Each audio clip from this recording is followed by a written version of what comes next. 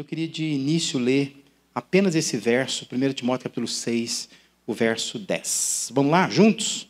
Pois o amor ao dinheiro é raiz de todos os males. Algumas pessoas, por cobiçarem o dinheiro, desviaram-se da fé e se atormentaram a si mesmas com muitos sofrimentos. Uma das áreas causadoras de estresse na família tem sido a vida financeira. Precisa haver, parece haver, aliás, uma carência, né, de treinamento nessa área. A realidade demonstra que estão surgindo novos lares, e esses novos lares eles já são deficientes de uma boa gestão financeira. Casais muito jovens, muito endividados, né? Não dando conta de pagar as contas ao longo do mês. E a tendência é a situação fugir do controle que seria necessário. Deus, por meio da sua palavra, ele esboça uma preocupação com isso. E orienta tanto pobres como ricos acerca de como lidar com o dinheiro, alertando para os perigos que há, especialmente alguns pecados que são relacionados ao dinheiro, né, como ganância, como avareza, cobiça. O mundo do Novo Testamento era marcado por estratos sociais muito extremos. Quando a gente olha para o Novo Testamento, o mundo que aquelas pessoas viviam ali era um mundo de gente rica ou gente pobre. Porque para nós, aqui no contexto brasileiro, a gente lida muito com a classe média. Mas classe média, no tempo de Jesus especialmente, se reduzia a Jerusalém. Alguns artesãos, alguns comerciantes eram considerados da classe média. Saindo disso, você tinha gente rica, pessoas que tinham um grande poder aquisitivo, você tinha gente pobre. E é daí que a gente entende por que Jesus multiplicava pães, porque Jesus era tão misericordioso, porque ele tinha que sempre se mover em direção de pessoas, especialmente as pessoas carentes, porque era um contingente enorme de pessoas. Por isso que Jesus reunia multidões, porque a multidão não tinha o que fazer. Uma multidão de desocupados, desempregados, gente que carecia de alguma assistência social. E essa disparidade entre as pessoas tornava urgente, imprescindível saber lidar com o que possuía. Porque quando você tem ou pessoa muito rica ou pessoa muito pobre, você tem que pensar como é que lida com o dinheiro, tendo muito ou tendo pouco. Por isso, o próprio Jesus ele fala muito sobre bens materiais e dinheiro. E não tanto sobre o ter ou não ter, mas sobretudo acerca de como administrar o que tem, que é o fundamental. Eu li uma frase e não foi identificado, quando eu li a frase, o autor da frase, não eu diria, mas uma frase que faz muito sentido para mim, olhando para a vida financeira. E a frase, ela diz o seguinte: a disciplina que você evita pode te trazer a liberdade que você deseja. Pensa nessa frase um pouquinho. A disciplina que você está evitando é justamente ela que pode te trazer a liberdade que você está buscando. A gente precisa entender o significado dessa frase, pensando na vida financeira. Nós estamos no mês da família, eu já estou aqui querendo instigar você a pensar nas economias do seu lar. Como que o dinheiro da sua casa é gerenciado. Mas essa frase significa que aquilo que parece restritivo por causa da disciplina que precisa ter, é de fato o caminho para a verdadeira liberdade, que também você precisa ter. Pensando na vida financeira, sem disciplina para poupar, para organizar os recursos da família, vem o endividamento. Endividamento é a escravidão ao dinheiro. Você passa a ter que ganhar para poder pagar.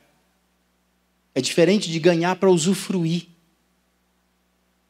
E muitas vezes o que tem acontecido nos contextos de lares é que as famílias são indisciplinadas. É uma questão de disciplina. E por não ter disciplina, cai na dívida. E aí, ao invés de trabalhar por prazer, que deveria ser assim, né?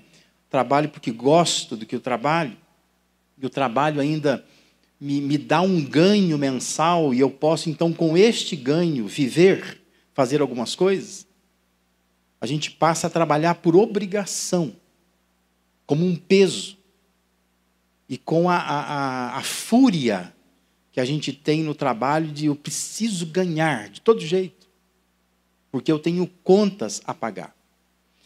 Por isso, a disciplina que você evita pode trazer a liberdade que você precisa, que você deseja. Nós somos a geração do consumo.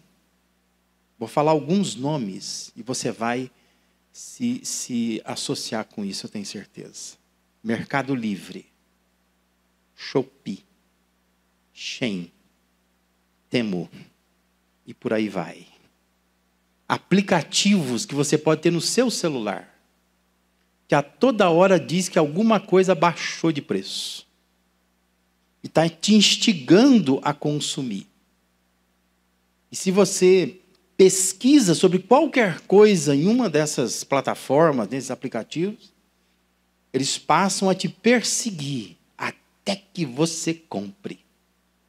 E quando você compra, você vai lá, faz uma compra e parcela em 2, 3 vezes, eles não estão nem aí se você parcelou em 2, 3 vezes. Na semana seguinte, eles estão dizendo assim, ó, e tem coisa interessante para você. Porque nós somos a geração do consumo. E é, de fato, um grande mercado, né? Esse pessoal que fica com o carro pela rua entregando as coisas. E tem vizinhos nossos, né? E a nossa casa também, toda hora, lá tá a campainha apertando, né? O porteiro está chamando lá no condomínio. Está chegando alguma coisa.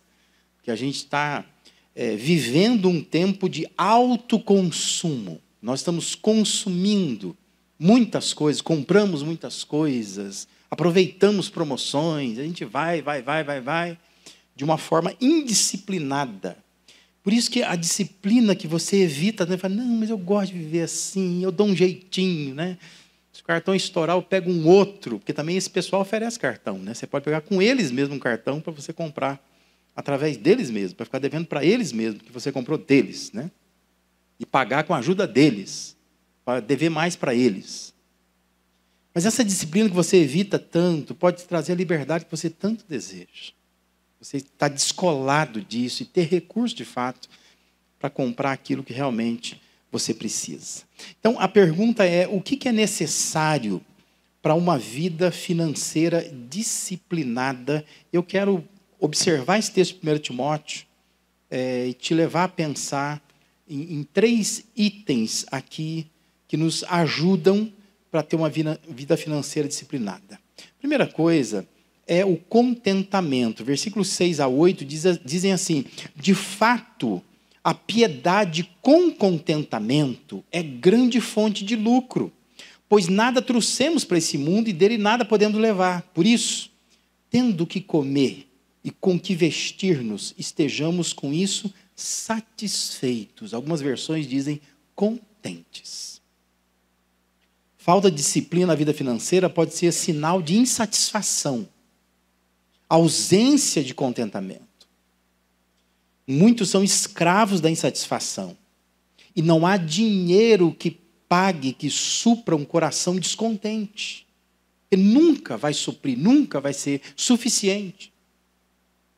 Contentamento é uma postura que se espera encontrar na família cristã. Famílias contentes, satisfeitas com as coisas que têm. Contentamento tem a ver com a convicção de que nada temos trazido desse mundo, Paulo diz. Nem coisa alguma podemos levar dele. É a temporalidade das coisas. É entender que nós não fomos criados para isso. Nós fomos criados para a eternidade. Estamos aqui por um tempo. E enquanto estamos aqui, Deus vai nos sustentar e nós vamos poder usufruir de algumas coisas. Mas não são essas coisas que são mais importantes para nós. Essas coisas são temporais. Por isso Paulo está dizendo que contentamento tem a ver com essa convicção. Eu não trouxe nada daqui, não vou levar nada daqui. Eu vou sem nada, assim como eu vim sem nada. Então é um tempo de construção temporal. Enquanto eu estou aqui nesse tempo, eu construo coisas. Consigo comprar uma casa, um carro, eu consigo trocar os móveis da minha casa, eu consigo ter boas roupas, bons calçados, não tem problema, Deus não está proibindo isso, mas precisa estar contente. Porque tem gente que nunca está contente com o que tem. E vai acumulando, acumulando, acumulando coisas. O testemunho de Paulo aos Filipenses é que viver contente é um aprendizado. Viver contente é uma lição que na vida a gente precisa conquistar. Eu tenho que aprender a viver contente. Quando Paulo agradece aqueles irmãos por terem renovado o apoio financeiro ao seu ministério, escrevendo essa igreja aos Filipenses, ele diz assim, não, isso é capítulo 4, versículo 11 e 12, ele diz assim, não estou dizendo isto porque esteja necessitado. Paulo diz assim, pois eu aprendi a adaptar-me a toda e qualquer circunstância. Sei o que é passar necessidade, sei o que é ter fartura. Aprendi o segredo de viver contente em toda e qualquer situação. Seja bem alimentado, seja com fome, tendo muito ou passando necessidade. Paulo diz, eu aprendi. Contentamento é isso, você ser capaz de se adaptar a qualquer situação. Lembre-se, a disciplina que você evita pode te trazer a liberdade que você deseja. Contentamento é a disciplina do coração. É salvar o coração da insatisfação. É disciplinar, antes de disciplinar a carteira, o bolso, a tabelinha do Excel, né, a planilha. Antes de você educar qualquer coisa, tem que educar o coração. Contentamento é isso, é você disciplinar o seu coração. Eu preciso estar contente. Eu não preciso de mais um tênis, não preciso de mais uma camisa, não estou precisando de mais uma calça, não preciso trocar de carro agora. A não ser que eu possa, que eu tenha de fato. Mas às vezes a gente está se endividando e comprando e parcelando e sem condição para aquilo que é imprevisto, sem nenhuma reserva, simplesmente porque nós não temos um coração contente. Tem um sinalzinho no celular lá, um barulhinho no celular, um toquezinho no celular, lá vem a Shopee de novo oferecer uma coisa, mas que coisa interessante, e o preço está bom, e você entra lá, aí você descobre que não dá para comprar só aquilo. O preço daquilo está bom, mas para você fechar um pacote, para que você consiga frete grátis, você tem que comprar mais coisa. Aí você entra na compra das inutilidades, né?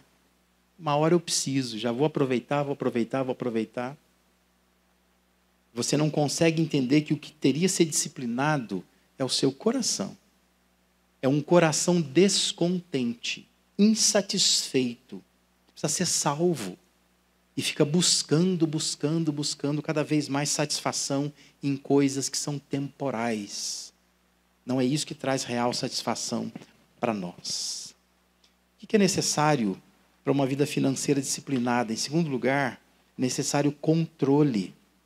Observe, Paulo diz em versículo 9, os que querem ficar ricos caem em tentação, em armadilhas e em muitos desejos descontrolados e nocivos, que levam os homens a mergulharem na ruína e na destruição. Não há nada de ruim em ser rico, nem em ser pobre. Deus não vê problema nisso. Deus ama pessoas ricas, Deus ama pessoas pobres. Deus sustenta pessoas ricas e Deus sustenta pessoas pobres. Deus tem propósito para pessoas ricas, Deus tem propósito para pessoas pobres.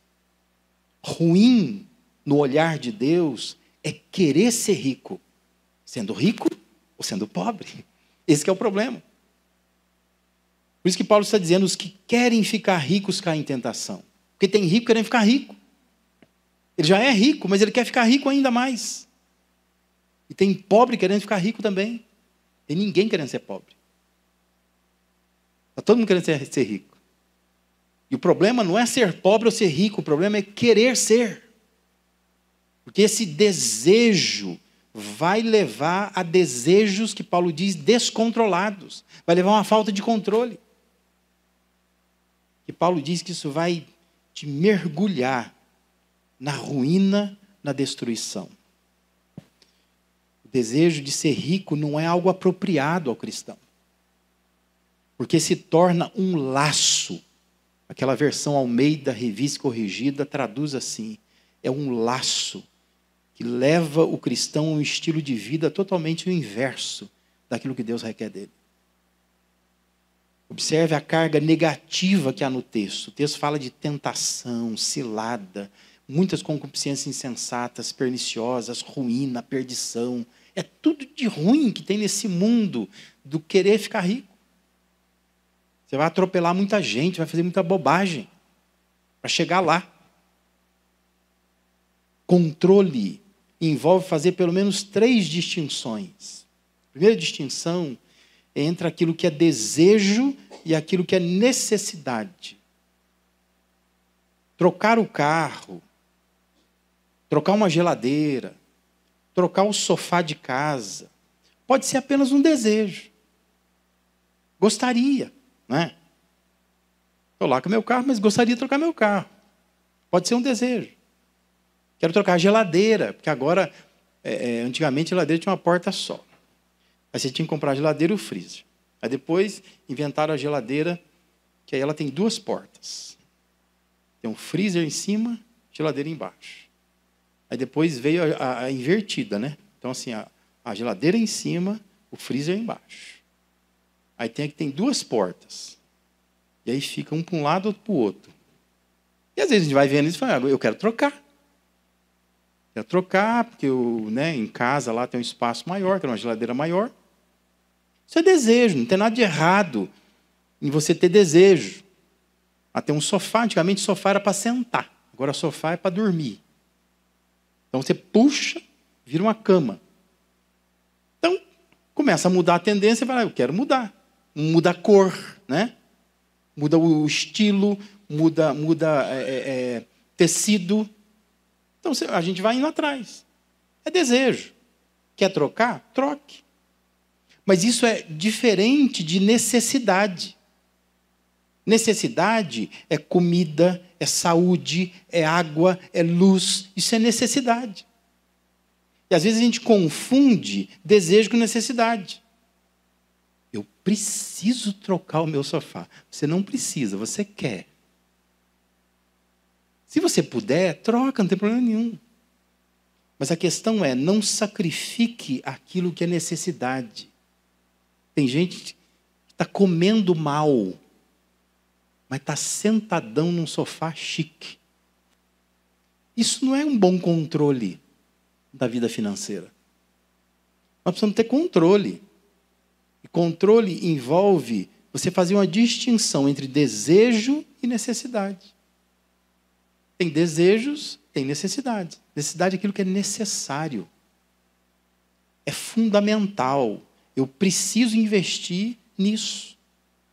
Não diga que você precisa, se é apenas um desejo. O desejo ele pode esperar. O desejo dá para planejar, dá para guardar. Necessidade não, é imediato. Por isso, no seu orçamento tem que ter dinheiro para necessidade.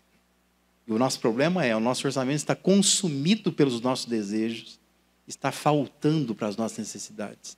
Tem coisa que é necessária.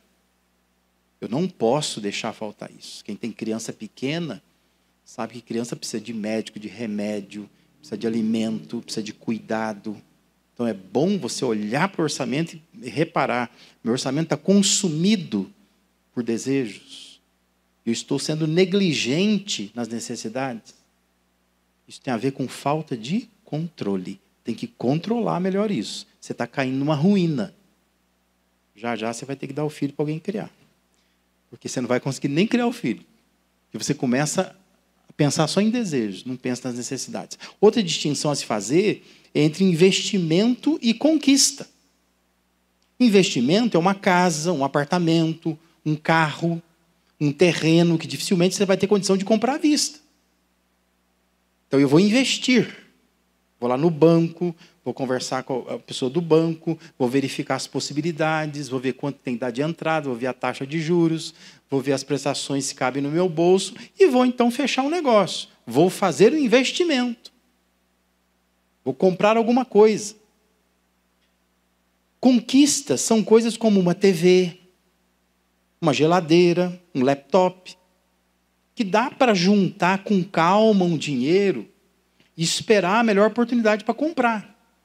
Ou também pode parcelar, mas desde que não seja uma parcela a longo prazo. O problema é que a pessoa, ela vai na Casa Bahia e ela vê uma TV. Ela pensa assim, vou comprar essa TV. 30 parcelas. Sabe o que é 30 parcelas? É quase 3 anos da sua vida. A depender da marca da TV, é muito provável que quando você terminar de pagar, ela nem funcione mais. E você diz assim, fiz um investimento. Comprei uma TV 55 polegadas. Você não fez um investimento. Isso não é investimento. Você conquistou, espero em Deus, que uma coisa que você queria, que não seja uma dor de cabeça para você. Porque você ficar tanto tempo pagando uma coisa, você podia pagar em menos tempo. Mas você percebe? Falta de controle. Agora, uma casa, sim, pode ficar 30 anos pagando. Porque é uma casa, é melhor do que pagar aluguel. Recomendo, fiz isso com os meus filhos, ajudei a comprar seus apartamentos. Porque é um bom negócio, é investimento. Hoje você pagou, sei lá, 250, 300 mil reais. Quando você for vender, vai valer 500 mil, vale muito mais. O Washington está aqui para não me deixar mentir, né? Mexe com imóveis, sabe disso? Isso é investimento, é você comprar um terreno lá no cantinho do bairro lá. Puxa, fui lá, comprei, investi, estou pagando em parcelas, mas daqui a pouco o terreno vale muito dinheiro. Ali virou, não é mais o canto do bairro, né? Do lado de um condomínio chique. Agora tem valor. Se você investiu. Mas não confunda investimento com conquistas que você pode ter simplesmente tendo calma, tranquilidade, guardando um pouquinho de dinheiro, fazendo poucas parcelas. Porque isso tem a ver com controle. Uma terceira coisa que controle envolve é fazer uma distinção entre ousadia e imprudência. Ousadia é quando se percebe oportunidades lucrativas. Isso é ousadia. Eu vou usar. Vou comprar um apartamento na planta. Porque eu tenho uma entrada, eu tenho como pagar essa parcela, então eu vou ousar fazer isso. Vou comprar uma carta de consórcio. Uma ousadia. Daqui a pouco eu sou sorteado, posso dar um lance, pego esse dinheiro, faço alguma coisa. Sou ousado. Agora, isso não tem a ver com imprudência. Imprudência é desatino. Imprudência é quando não se pode comprar, mas compra na fé de que irá surgir, sabe Deus de onde, recurso para pagar. Tem gente que fala, não, eu sou ousado. Você não é ousado, você é imprudente. Tem gente que é descabeçada. Faz dívida assim, meu Deus vai pagar. Eu fico imaginando Deus lá no céu olhando e falando assim, eu? Eu vou pagar? Deus não vai patrocinar desatino de ninguém, não. Mas nós temos hoje famílias inteiras que são completamente imprudentes. Gente doida, maluca, sai comprando tudo que vê pela frente. O meu Deus é o Deus do ouro e da prata. O ouro da prata é dele, o ouro e a prata, não é seu, né? Você não vai ficar pegando coisa de Deus achando que Deus agora vai pagar para você. Lembre-se, a disciplina que você evita pode te trazer a liberdade que você deseja. Controle é a disciplina da vontade. É planejar com calma o que deseja adquirir. Tenha controle, controle-se. É controlar a vontade que a gente tem de botar a mão em alguma coisa. Disciplina, nós precisamos disciplinar a nossa vontade, isso é controle. Em terceiro e último lugar, o que é necessário para uma vida financeira disciplinada? Também é necessário consagração. Versículo 10 e 11 apontam para isso, pois diz assim, o amor ao dinheiro é a raiz de todos os males. Algumas pessoas, por cobiçarem o dinheiro, desviaram-se da fé e se atormentaram a si mesmas com muitos sofrimentos. Aí Paulo se volta para aquele que ele está escrevendo, que é para o jovem pastor Timóteo, ele diz assim, você, porém, homem de Deus, fuja de tudo isso. E busque a justiça, a piedade, a fé, o amor, a perseverança e a mansidão. Fazer com que toda a vida seja em função do dinheiro pode ser uma corrida vã. É uma batalha perdida. Lembra que Lucas 12:15 registra as palavras de Jesus. Jesus dizendo, tende cuidado e guardai-vos de toda e qualquer avareza. E a razão que Jesus dá é, a vida de um homem não consiste na abundância dos bens que ele possui. A vida de ninguém pode se basear, se fundamentar na abundância de bens que possui. Em Mateus 6:24, o mesmo Jesus instruindo, ninguém pode servir a dois senhores, porque ou há de aborrecer-se de um e amar o outro, ou se devotará a um e desprezará o outro. Não podeis servir a Deus e às riquezas. É preciso compreender que o dinheiro é o grande rival de Deus. Está disputando o lugar de Deus. Nessa cobiça, alerta o apóstolo Paulo, alguns se desviaram da fé, talvez não da igreja, mas se desviaram da fé. E a si mesmos se atormentaram com muitas dores. É gente infeliz, não está feliz. Porque ela não entendeu que o dinheiro é raiz de todo mal. Por isso aconselha Timóteo. Você, porém, homem de Deus, Paulo diz para ele, fuja de tudo isto. Pega isso para você, fuja disso. Fuja desse apego ao dinheiro. Paulo diz, busque justiça, piedade, fé, amor, perseverança. Tem coisas de maior valor que precisa ser buscado. Dinheiro não é tudo nessa vida. Lembre-se, a disciplina que você evita pode trazer a liberdade que você deseja. Consagração é a disciplina da fé. É você colocar em prática a sua fé. É crer que tudo que tem pertence a Deus. Nada ocupa o lugar, a direção, o tempo, a devoção de Deus. E o dinheiro, muitas vezes, é quem está ocupando o lugar de Deus. Porque é ele que ocupa a direção da nossa vida. A gente vai aonde o dinheiro manda. Eu tenho, todo mundo sabe, 31 anos de pastor. Quantas famílias eu já acompanhei que estão bem naquela cidade, naquela igreja, estão integrados, têm rede de apoio, está perto de família. Do nada, a pessoa inventa de que passou num concurso lá na Conchinchina e vai ganhar muito mais. Aí anos depois me liga. Pastor, ora por nós, a família está toda dilacerada, meus filhos estão fora da igreja, não conseguimos achar uma igreja boa por aqui. Ah, não tem pastor como o senhor aqui. Pois é, né? Para que fazer isso? É o dinheiro que está direcionando a sua vida. Não vá para onde o dinheiro te leva. Vá para onde Deus te guia. Mas não ponha o dinheiro na direção da sua vida. Isso não é sábio. O dinheiro ocupa o nosso tempo, a nossa devoção a Deus. Tudo em função do dinheiro.